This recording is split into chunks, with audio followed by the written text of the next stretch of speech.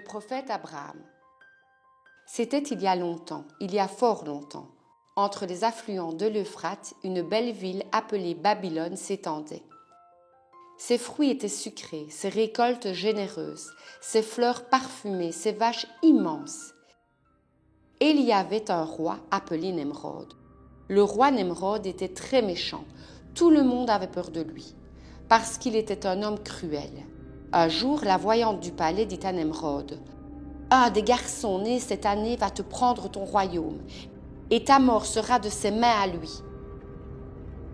Nemrod a eu peur et il est devenu fou de rage. « Tuez tous les bébés garçons !» a-t-il ordonné.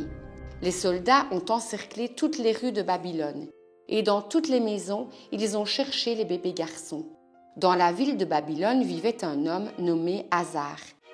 Il réparait les vieilles idoles et en fabriquait des nouvelles. La femme d'Hazar était enceinte. Ils allaient bientôt avoir un enfant. Et si le bébé était un garçon, Hazar allait-il les regarder tuer son enfant? Non, Hazar ne pouvait absolument pas le permettre. Une nuit, il a secrètement fait sortir sa femme de la maison. Il l'a emmenée dans une grotte. « Surtout, ne sors pas d'ici, dit. Accouche ton bébé ici toute seule. » Et le bébé est né. C'était un garçon. Son papa l'a appelé Abraham. Hazar allait fréquemment à la grotte et leur emmenait à boire et à manger. Le temps défilait comme les nuages. Abraham avait grandi. Hazar les emmena à la maison. Dès qu'il y entra, Abraham fut très surpris. Il y avait partout des laides statues et des idoles étranges. Et son père en fabriquait constamment des nouvelles. Les gens appréciaient vraiment les idoles. Abraham n'a pas du tout compris cette situation. Les idoles étaient des objets inanimés, faits de pierre et de bois. Pourquoi étaient-elles autant respectées? Alors que tout était si beau. Les abeilles produisaient du miel, les oiseaux, les papillons étaient si beaux. Le ciel bleu, les nuages blancs étaient si beaux. Les ruisseaux coulants, les poissons couleur argent étaient si beaux. Les étoiles dans la nuit, les fleurs dans la journée étaient si belles. Tout ceci devait évidemment avoir un créateur. Sinon, comment serait-il possible? Mais tout le monde adorait les idoles. Cependant, les idoles ne pouvaient pas être leur créateur, parce que les idoles étaient fabriquées par son père Hazar. S'il ne les aurait pas fabriquées, il n'y aurait pas eu d'idoles. Abraham n'aimait pas du tout les idoles. Il accrochait une corde à leur cou et les traînait par terre. Les idoles étaient sourdes et aveugles. Les idoles étaient inanimées et irraisonnées. Hazar s'est beaucoup fâché sur son fils. Il le trouvait irrespectueux. Mais Abraham n'a jamais respecté les idoles. Il ne s'est pas incliné devant elles. Il ne leur a rien demandé. Il ne les a pas remerciées et il n'a jamais eu peur d'elles. Une nuit, Abraham contemplait les étoiles. Il aperçut la plus brillante des étoiles. « Se peut-il que mon Créateur soit lui ?» se dit-il. Mais cette étoile brillante a disparu un moment après. « Non, a dit Abraham, moi je n'aime pas les choses qui disparaissent. » Ensuite, la lune s'est levée. La lune brillait plus que les étoiles. « Peut-être que mon Créateur est la lune, se dit-il. Mais la lune aussi a disparu. « Non, a dit Abraham, la lune non plus ne peut pas être mon Créateur. » Au matin, le soleil s'est levé. Le soleil était plus grand et plus brillant que la lune. « Voilà, dit Abraham, mon Créateur doit être lui. » Mais au soir, le soleil aussi a disparu. « Non, non, a dit Abraham, je n'aime pas ceux qui disparaissent. » Et à la fin, Abraham a dit, « Mon Créateur est celui qui a créé tout ceci. Il a cru en lui.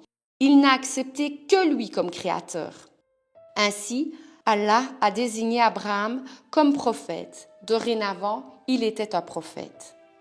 C'était un jour de fête à Babylone. Tout le monde accourait à la fête. Seulement le prophète Abraham n'y est pas allé. Lui, il est parti au temple. Il y avait là-bas plusieurs petites idoles et une très grande statue. Muni d'une hache, le prophète Abraham a cassé toutes les petites idoles. Mais il n'a pas touché à la grande statue car il avait un plan.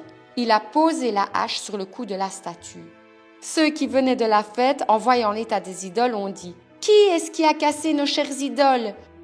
« Eh bien, voyons, a dit le prophète Abraham, peut-être que c'est cette grande statue qui l'a fait, puisque la hache est accrochée à son cou.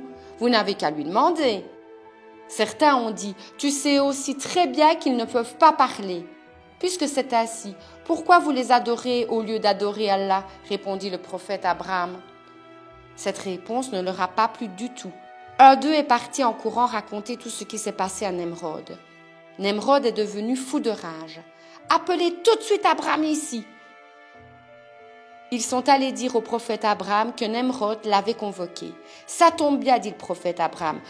Je voulais justement aller le voir aussi, car j'ai des choses à lui dire. » Quand le prophète Abraham arriva, Nemrod lui dit « T'es-tu trouvé un autre Dieu ?» « Allah est notre Dieu à tous les deux, a dit le prophète Abraham. « Ici, il n'y a pas d'autre Dieu que moi, criait Nemrod, car il croyait être Dieu. Le prophète Abraham a dit « Mon Dieu à moi fait lever le soleil à l'est et il le fait coucher à l'ouest. Allez, fais-le lever à l'ouest si tu peux. » Nemrod s'étonna. Il n'a pas pu répondre et il est devenu fou de rage. « Allumez un grand feu, allumez un grand feu et jetez Abraham dedans, a-t-il hurlé. Nemrod voulait qu'on allume le plus grand feu qu'il n'a jamais été allumé jusqu'à aujourd'hui. Il a ordonné à tout le monde de ramasser du bois. Les Babyloniens ont ramassé du bois durant des jours et des jours. Des bûches, des arbustes, des petites branches se sont empilées comme une montagne et le feu a été allumé. Mon Dieu, quel gigantesque feu c'était! Et ils ont jeté le prophète Abraham dans ce feu. Mais Allah a ordonné au feu d'être frais et inoffensif envers Abraham. Les flammes se sont repoussées, elles n'ont pas brûlé le prophète Abraham. Au milieu de cet océan de feu, s'est formée une petite île fleurie et fraîche. Le prophète Abraham a remercié fortement Allah. Tout le monde a vu ce miracle. Nemrod est devenu fou de rage. Malgré cela, très peu de personnes ont écouté les conseils du prophète Abraham. Allah a ordonné au prophète Abraham de quitter Babylone. Et le prophète Abraham, avec certains de ceux qui l'ont cru, s'en est allé de là-bas. Peu de temps après, les mouches ont envahi Babylone. Des milliards et des milliards de petites minuscules mouches. Les gens n'arrivaient même plus à respirer à cause de ces mouches. Dès qu'ils ouvraient leur bouche, elles se remplissaient de mouches. Les idoles ne pouvaient pas les aider non plus. De toute façon, à quoi servaient-elles les idoles? À rien du tout, bien sûr. Une de ces mouches est rentrée dans le nez de Nemrod. Elle est allée jusqu'à l'intérieur de son crâne. Nemrod a eu un sacré mal de tête. La douleur partait seulement quand il se tapait la tête. Nemrod a ordonné qu'on lui frappe sur la tête. Ils ont frappé, frappé, frappé. « Plus fort » a dit Nemrod. « Plus fort, beaucoup plus fort » Et finalement, c'est arrivé. La grosse tête de Nemrod s'est brisée, alors que peu de temps avant, il disait « Je suis Dieu ». Une toute petite mouche d'Allah l'a ainsi mis à terre.